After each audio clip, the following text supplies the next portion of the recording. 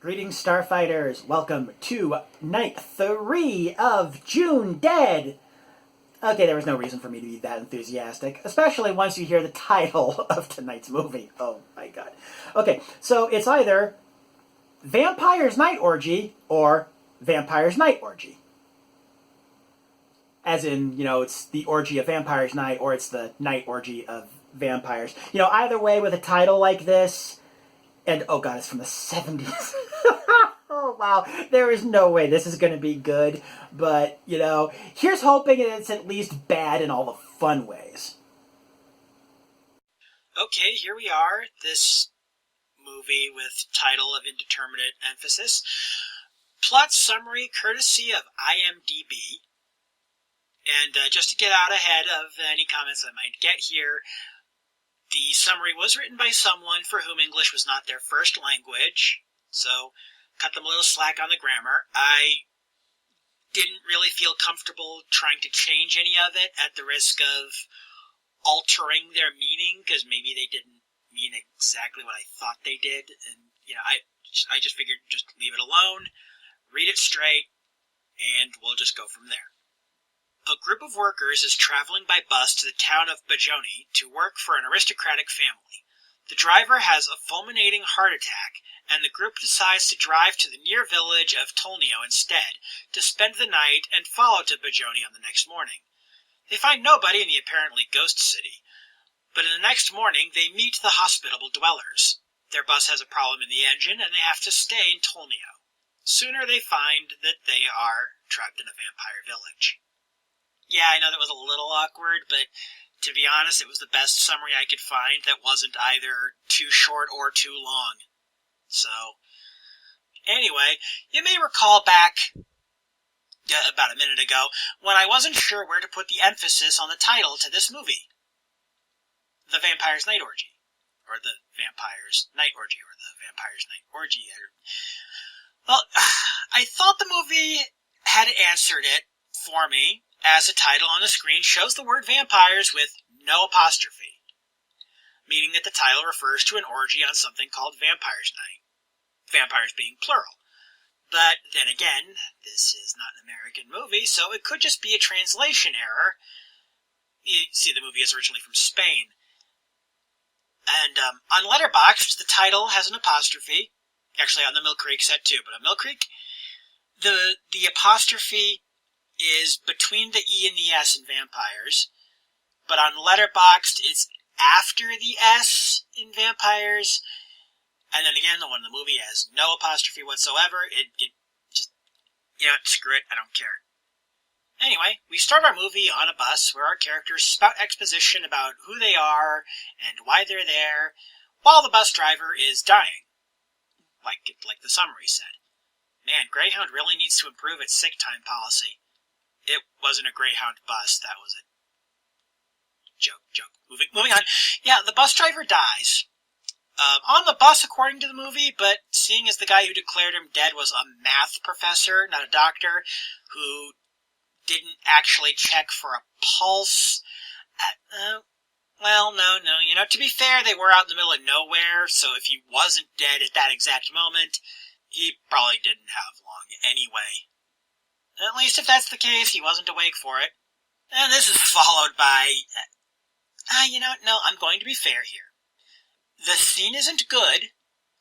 However, as I've said before, child actors are always hit or miss, so I try not to be too hard on them. And in this case, it's two sets of child actors. Not just the kids themselves, but also the kids who dubbed over them in English. I'm a snarky bastard, but I have my limits. The close-up on the rock for no reason, though? What the hell was that? We could already see that the little boy who had been sitting on it had vanished suddenly. The extra emphasis was not needed. Anywho, once our group of protagonists, get to the village where the bulk of this story takes place, we get the spooky card-playing scene. Or at least the soundtrack tells me that this scene of two of the people on the bus playing cards is spooky. I don't know. So which characters are they? Well, okay. I'll be honest with you. This group of people is so uninteresting and in some cases interchangeable that while I tried to catch their names, my brain just kind of decided that they weren't worth remembering. From what I do remember, on the bus you had the old guy who drinks, the old guy who doesn't, another old guy, the professor, the math professor, the one with the kid, and the blonde lady. And in the village, they meet, trenchcoat guy. Yeah, that's what I'm going with. I think it was the two old guys who don't talk about booze every other scene that were playing cards. Anyway, there's a scene with a peephole, so you can guess what that leads to. A peephole, by the way, that is so obvious that the lady getting spied on would have to be legally blind to not notice it. But yeah, one of our travelers is a perv. Safe bet he'll be dead by the end of the movie. Well, heck, this isn't an American film. Even money is that all of them will be dead by the end of the movie. Even the kid. So after this, we go downstairs to... Oh, god damn it. Now one of the other old guys is drinking booze, too. How am I supposed to tell them apart now? Did you think of that at all, movie? Look, if you aren't going to give them distinct personalities or even distinct facial hair, or distinct enough for me to notice, I'm not that great with faces to begin with, give them an identifiable quirk. Every hack writer knows that quirks are acceptable replacements for personalities. That's just a fact. So approximately one ineffective jump scare later, we finally see our movie's vampires. Yes, this movie actually has vampires. Though the moment is undercut somewhat by the soundtrack becoming obnoxiously loud during their appearance, which I imagine might not have been as bad were I not wearing headphones. And they kill one of the old guys who was drinking, so yay me, I have one less person to try to keep track of. And I got a good laugh out of the score for this scene sounding like the music from an 80s Nintendo game. Quite a feat for a movie made in the mid-70s. So the blonde wakes up and suddenly villagers are present. Yeah, I kind of skimmed how they all ended up in the small village that isn't on any map and how no one was there when they first showed up, but it came up in the plot summary. I read at the start of the episode, so, oh, god damn it, we just got rid of one bland character, and now we have another one. At least this one has a name, Boris. He's also sometimes called Major, even though he was never actually in the military. He tells us this. Okay, but I guess he's the de facto mayor of the village, so, yeah, he's a bad guy. That's good, though. I can work with this. He needed something to stand apart from the rest of the main characters. Though it turns out that even he answers to someone, a countess. But before we get to see her at all, she gets name-dropped a lot, including when a large man with an axe is sent to collect the bad leg of a villager. We cut from that to the bus people eating. That implies exactly what you think it does. None of the bus crew seems too concerned about where their missing compatriot is. One of them seems more annoyed than anything else, and oh, fuck me, he's back. I mean, yeah, pretty obviously a vampire now, but I was just... Oh, god damn it, I have too many uninteresting people in this movie to keep track of as is, and the movie just goes and brings one of them back from the dead after it looked like he was bitten to shit by a half dozen or so vampires. Honestly, all the bites that all those vampires were giving him, how was there anything left to turn into... I'm overthinking it. After this, everyone gets back onto the bus, and happy music plays. But we all know that the bus isn't going to work anymore. I mean, the movie's not even halfway over yet. So the utterly predictable happens in a fashion that might have been forgivable in a less boring movie, and blah blah blah, we meet the Countess, who lives in a house that looks way too modern to be part of an off-the-map village, but okay. The professor is the next one to go at this point, so no radios made out of coconuts, I'm afraid. Screw you, I stand by that joke. But before he meets his demise, the Countess convinces him to perform some Shakespeare for her first. Well, everybody's got their kink, I shouldn't judge. Oh, and she sleeps with him, too. Anyway, after some nudity that I didn't expect, I should explain. Prior to this point in the film, several old techniques to get around actually showing breasts were used in certain scenes. This led me with the false impression that the whole movie would be like this. Back on point, after the tit shot, at about 37 minutes and 45 seconds, in case you were wondering. And after an attempt at comedy so lame that it would be cut from a Happy Madison script, we go back to the two guys who were playing cards earlier in the movie, playing cards again. They hear a noise at the window and look outside to see the first victim from earlier trying to get their attention. He tells them he's figured out how to get the bus started. So yeah, these two are the next victims. That just leaves us Trenchcoat Guy, assuming he wasn't one of the vampires the whole time, the mom and the kid, the blonde lady, and the guy peeping on the blonde lady. Kinda hoping he goes next. As for the card players, though, credit where credit is due. The shot of the village vampires coming up from behind the bus seats was pretty nicely done. Let it never be said I'm not fair. After this, I finally noticed that one of the characters is named Godot. He's dead now, though, so don't wait for him to show up again. I also stand by that joke. Anyway, Trenchcoat Guy is apparently not one of the vampires, as he expresses his concerns about the shenanigans and goings-on to Blonde Lady. Oh, her name is Alma, by the way. I only just remembered that. Speaking of just remembering things, this movie finally remembered it had a child character in it. We cut to her playing with a village boy, hide-and-seek specifically, and the kid ends up seeing Big Guy with an axe take the arm of one of the local villagers. You may recall me mentioning the one with the bad leg earlier. This also transitions into a scene of the bus people, the ones not already dead anyway, eating. So, yeah, the Countess is basically taking the limbs of her own people to feed the tourists. That's... I'm actually kind of impressed with the audacity of it. I wasn't liking this movie up to now, but it's starting to win me over just through sheer bloody moxie. No pun intended on the bloody part. Moving on. Not that the, kid seeing this goes anywhere. The child seems not even remotely traumatized by what she saw. Next time we see her, she's asking her mom for a biscuit. And this is after Blonde Lady has freaked out over seeing a finger in her food.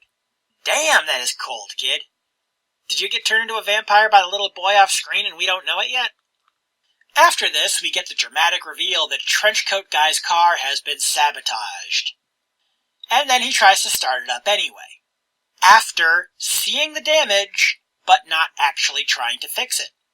Twice. This is made all the more stupid when he goes to Blonde Lady's room to tell her that they and the woman with the kid will take off in the morning once he fixes the connection. Once he fixes the connection. So he knew that the car wouldn't start, but he tried to start it anyway. Again, twice. Wow! You're an idiot! The mother is the next to go, eaten by the guys she'd been traveling with who'd been turned into vampires. So, of the bus crew, we are down to Blonde Lady, the kid, and the pervert. I really, really hope the pervert doesn't make it out alive. I will accept the kid being eaten, so long as he gets it too. Granted, that just means he'll come back as a vampire, and... Okay, never mind. A peeping Tom is bad enough before you add in being an undead blood drinker. So, remember how I said that this not being an American production meant the kid wasn't safe? Yeah. I'll say this for the movie, though, it's probably the most effective horror scene in the whole film. So, content warning here, folks. I actually did say trigger warning in the previous take, but it occurred to me I might be using the term inappropriately, and I'm not one of those types of YouTubers. But anyway, what happens is, and I'll give you a moment to either steel yourself or skip ahead by about a minute. The little boy tries to actually hide her from the vampires in the village. I had just assumed he was one of them himself. Not sure why he isn't. Or maybe he is, but he hasn't gone fully dark. I don't know. But in the process of trying to hide her, he accidentally smothers her. I can't even make a joke here. That is just dark. That is the darkest thing I think I've covered on the show so far. And just to pile on... Oh, God, I actually wrote that in the script, and that is so not a pun intended. The kid's mother, now turned into a vampire, comes looking for her, finds her body, and then starts crying. Way to twist the knife there, movie. So yeah, trenchcoat guy and blonde lady try to make their escape. The car is attacked by all the men from the bus who are now vampires, possibly including the pervert. I seem to have lost track of him. If he was turned, it happened off screen. The other villager vampires show up and nearly manage to stop the car through the sheer weight of their bodies, and the score becomes incredibly screechy and annoying.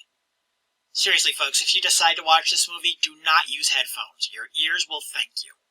The car gets away, but somehow the Countess managed to slip into the back seat without them noticing. That's just stupid. This is not a big car, but whatever. Blonde lady manages to stake her because Trenchcoat Guy just happened to have a sharp piece of wood in his car for some reason, and her body turns into a skeleton and maggots before they get to the next town. They tell the police what happened, but of course the cops don't believe them, dismissing them as young and dreamers. Never mind the rapidly rotting corpse in the back seat, or that Trenchcoat Guy is about as young as I am, and I'm almost 40. If you thought you knew how old I was based on my voice, oh boy howdy were you wrong. So the cops drive Trenchcoat Guy and blonde lady to where the village should be, and the whole thing is gone. Somehow they tore down and moved an entire village, stone buildings and a cemetery and all, in hours, in the daytime. I call bullshit, but at least it's over. Random thoughts I had while watching the movie. There's a scene early in The Vampire's Night Orgy, or The Vampire's Night Orgy, There's a scene early in the movie where the film's score abruptly stops when the guy on screen closes the door to the bus. That was kind of funny, though given the context of the rest of the scene, I don't think it was on purpose. From a certain angle, the blonde lady character in this movie kind of looks like Natalie Dormer. You folks may know her more for Game of Thrones, but I always think of her as the essential character in the music video for Hozier's Someone New. Hozier. It occurs to me I don't think I've actually heard his name spoken out loud. I've only ever seen it written. Anyway, Dormer was also in that really awful Madonna movie. No, not that one. Not that one. No, not that one. The one she directed. Yeah, that one. Okay, glad we cleared that up. I've alluded to the score in this movie a few times, and it's not great. But even if the music itself was good, a major problem with it is that the score always seems to be unsure when it should start and when it should end. It was like the sound editor was drunk or something. Final verdict? Broadly speaking, this movie swings back and forth between being cheesy fun and boring as hell. Ultimately, I think the two cancel each other out, leaving you with a movie that just sort of exists. Yes, even with the child death. Also, there wasn't a single orgy in the entire movie. I mean, unless the title was meant to be metaphorical. Hell, the only actual sex scene in the film was just two people, and we don't actually see either of them naked. I'm not really complaining, mind you. Orgies aren't really my thing. Not judging, consenting adults can do whatever, it's just not my bag. Anyway, tune in next time for the final film of Junedead. Not the final film of the season, just the final film of the month. Horrible, sexy vampire. Yes, that is actually the title.